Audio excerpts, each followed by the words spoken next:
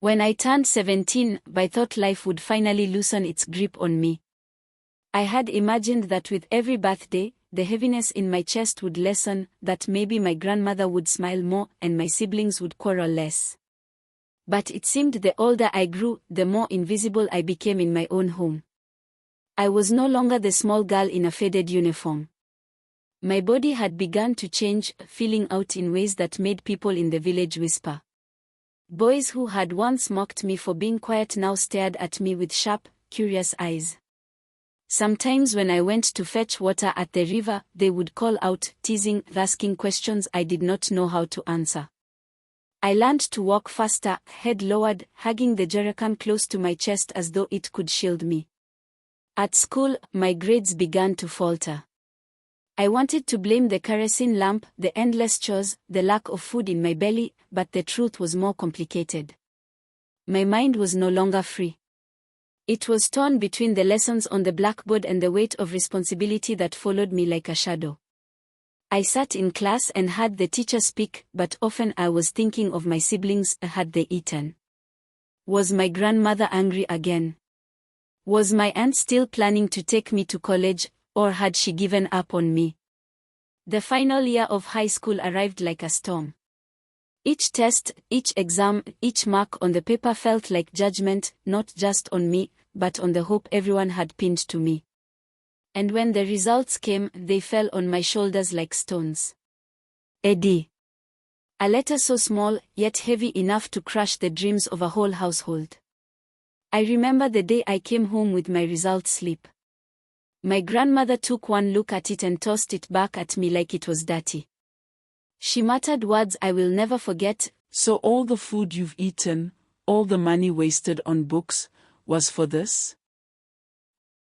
My siblings stood in the doorway, watching me, their faces a mixture of fear and pity. I wanted to vanish. But then my aunt came again. She held the paper in her hands, staring at the D as though it were a wound. But instead of anger, her voice was soft. It is not the end. You will not rot here. You will study catering, hospitality, something with your hands. Marks are not everything. Those words lit a small candle in my heart.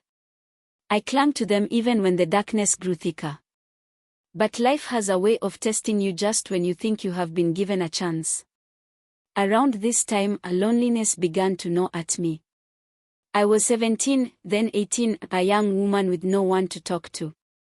My aunt lived far away, busy with her own life. My grandmother remained harsh, her love locked away in a chest I had no key to. My siblings adored me, but they were too young to carry my secrets. And so I carried them alone.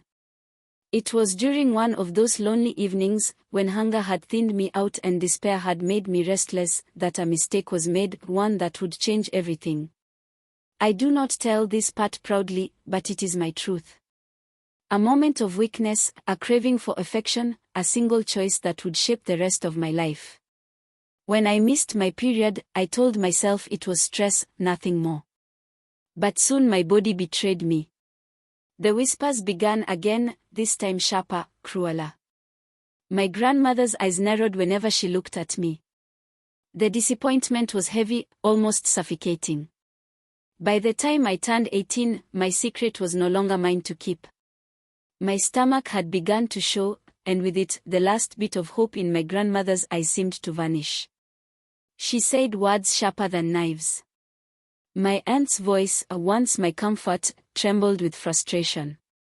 The village, always ready for gossip, spoke of me with scorn. And yet, even in that storm, I felt a strange kind of calm. I was no longer a child. I had become something else, a girl standing on the edge of womanhood, broken but unbending, bruised but still breathing.